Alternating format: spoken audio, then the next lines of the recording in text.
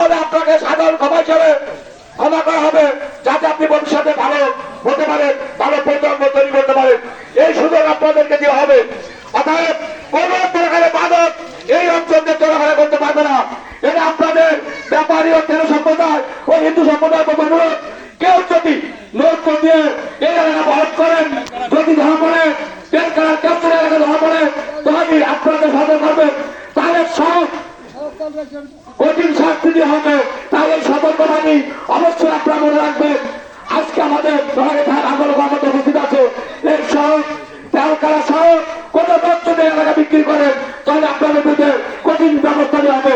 আমাদের মাহফিলের সর্বোচ্চ নেতৃবৃন্দ উপস্থিত আছে। তাই সকলকে ধন্যবাদ। চোরচান্দা বুদ্ধিজী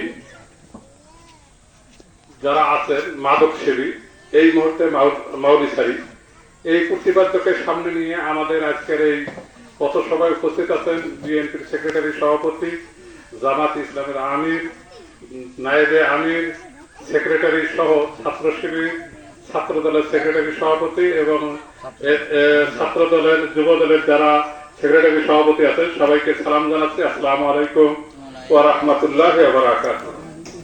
আপনারা জানেন মাদক একটি বড় ব্যাধি হয়ে দাঁড়িয়েছে আমাদের এই সমাজে। আমরা যদি মাদককে নিয়ন্ত্রণ করতে না পারি, সেক্ষেত্রে আমাদের সমাজ আজ হোক কাজ হোক দুমড়ে মুচড়ে যাবে এবং আমাদের যে জেনারেশন, পরবর্তী এই জেনারেশন আর মানুষ হিসেবে থাকবে না, তাদের ভবিষ্যৎ খুবই অন্ধকার। আর আপনারা জানেন বর্তমানে সবচেয়ে আরো একটা পাশাপাশি আমাদের জন্য খারাপ সময় আসছে, সেটা হচ্ছে মোবাইল ফোন। আমরা অনেকের সন্তানকে টাচ ফোন দিয়ে থাকি, যে টাচ ফোন দেওয়ার কারণে দেখা যাচ্ছে যে একটা ছেলে যারা 9, 10 বা ইন্টারে পড়ে, তারা ঘন্টার পর ঘন্টা মোবাইলে ফেসবুকিং, হোয়াটসঅ্যাপ, চ্যাটিং এই সমস্ত করে থাকে, যে কারণে তারা অটোমেটিক ভাবে লেখাপড়া বাদ দিয়ে এই আসক্ত হয়ে পড়ে মোবাইলের প্রতি, আসক্ত হয়ে পড়ে আমার মাদকের প্রতি। এই আসক্ত হওয়ার কারণে পরবর্তীতে আর তারা লেখাপড়ার দিকে মনোযোগ দেয় না, আস্তে আস্তে তারা ধ্বংসের দিকে চলে যায়। যখন ধ্বংসের দিকে চলে যায়, শেষ প্রান্তে যায়, তখন আমরা বলি যে আমার ছেলে মাদক সেবন করতেছে, আপনারা যারা ভাই আছেন একটু হলো সাহায্য করেন, পুলিশকে ডাকেন বা এলাকার লোকজনকে ডাকেন।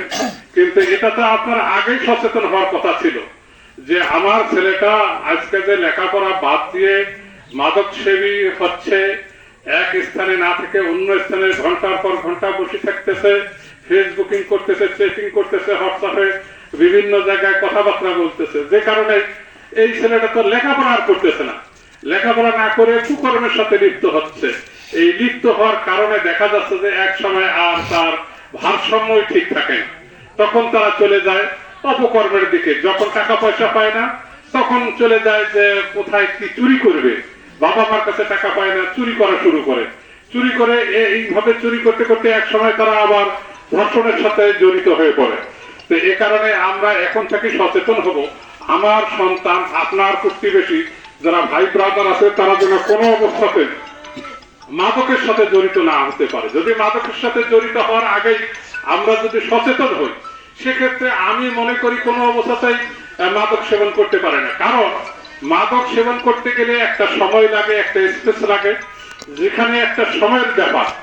নেশাগ্রস্ত হতে গেলে 1 মাস 2 মাস আস্তে আস্তে টানা শুরু করে, বা একটা জায়গায় গিয়ে বসতে হয়, বসে তারপরে আস্তে আস্তে মাদকাসক্ত শুরু করে। তো এই জায়গাটা থেকে, এই সময়টা থেকে আমরা যদি আমার সন্তানকে, আমার ভাই ব্রাদার, আত্মীয় স্বজনকে, আমার অভিভাবক হিসাবে দায়িত্ব হবে তাকে আমাদের কাছে রাখা, যাতে কোনো অবস্থাতেই মাদকের সঙ্গে জড়িত হতে না পারে, যাতে কোনো অবস্থাতেই মোবাইল ফোনের সাথে জড়িত না হতে পারে, যাতে ফেসবুকে হোয়াটসঅ্যাপের সাথে জড়িত হতে না পারে, তাদেরকে দিবে, কিন্তু কন্ট্রোলে রাখতে হবে। বাবা তুমি মোবাইল ফোন নিচ্ছ, অসুবিধা নাই, কতক্ষণ কথা বলবে, তার সামনে থেকে কথা বলবে, কথা বলা শেষ মোবাইল নিয়ে নেবেন। কিন্তু বেশি আদর করে যদি মোবাইল ফোন দিয়ে দেন, সেক্ষেত্রে কিন্তু সেই হোয়াটসঅ্যাপ এবং ফেসবুক চ্যাটিং এ দিনের পর দিন চলে যাবে, রাত্রে ঘুম হবে না। দেখবেন যে যারা ফেসবুকিং করে তারা রাত 10টা, 11টা, 12টা, 2:30, 2টা, 3টা পর্যন্ত জাগি থাকে, রাত্রে আর ঘুম হয় না। রাত্রে ঘুম না হওয়ার কারণে দেখা যাচ্ছে যে তারপরে দিন 12টা পর্যন্ত একটানা ঘুমাচ্ছে, খাওয়ার উপরে চিন্তা নেই, করারও চিন্তা নেই, সবকিছুই তার অবনতি। এই কারণে আমি আপনাদের এলাকাবাসীদেরকে আহ্বান জানাবো, ভাই আপনাদের কাছে একটাই অনুরোধ, আপনারা আপনাদের সন্তানদের দিকে খেয়াল রাখেন। আপনারা যদি আপনাদের সন্তানদের দিকে এখন থেকে খেয়াল না রাখেন, আপনার সন্তানের প্রতি যদি এখন থেকে যত্নশীল না হন, সেক্ষেত্রে কিন্তু এই সন্তান আপনার জন্য যেমন বোঝা, সমাজের জন্য যেমন বোঝা, পারিবারিক ভাবে যেমন বোঝা, তেমনি রাষ্ট্রের জন্য একটা বড় বোঝা হয়ে দাঁড়ায়। তা আমি মনে করি আপনারা যার যার অবস্থান থেকে আমরা যদি সচেতন হই, সেক্ষেত্রে অবশ্যই অবশ্যই আমরা মাদক দ্রব্য বা ফেসবুকিং এই সমস্ত নিয়ন্ত্রণ করতে পারবো। আর যদি আমরা সেক্ষেত্রে আমরা কাজ না করি, সেক্ষেত্রে কিন্তু আমাদের জন্য দুর্ভাগ্য, আমাদের সমাজ তো নষ্ট হবে, আপনার পরিবার নষ্ট হবে, আপনার ফ্যামিলি নষ্ট হবে, তার জীবন ধ্বংস হবে। তো সবাইকে একটা আহ্বান জানাবো, আমাদের সন্তান, আমরা যারা গার্জিয়ান হিসেবে আছি, আমরা যেন তাদের প্রতি একটু সচেতন হই, যাতে তারা মাদকের সাথে ফেসবুকের সাথে জড়িত না হয়, তারা যেন খেলাধুলার দিকে মনোনিবেশ করে, তারা যেন লেখাপড়ার দিকে মনোনিবেশ করে। মনোনিবেশ করলে অবশ্যই আমরা এলাকাটা একটা ভালো পরিবেশে নিয়ে যেতে পারবো, সুশিক্ষিত সমাজ করতে পারবো, এবং সব থেকে অর্থাৎ চুরি ডাকাতিও কিন্তু সেক্ষেত্রে আমাদের এলাকায় কমে যাবে। আমি সবাইকে জানাবো যে ভাই আপনারা আপনাদের যার যার অবস্থান থেকে আমরা নিয়ন্ত্রণ করার চেষ্টা করব। সবাইকে ধন্যবাদ।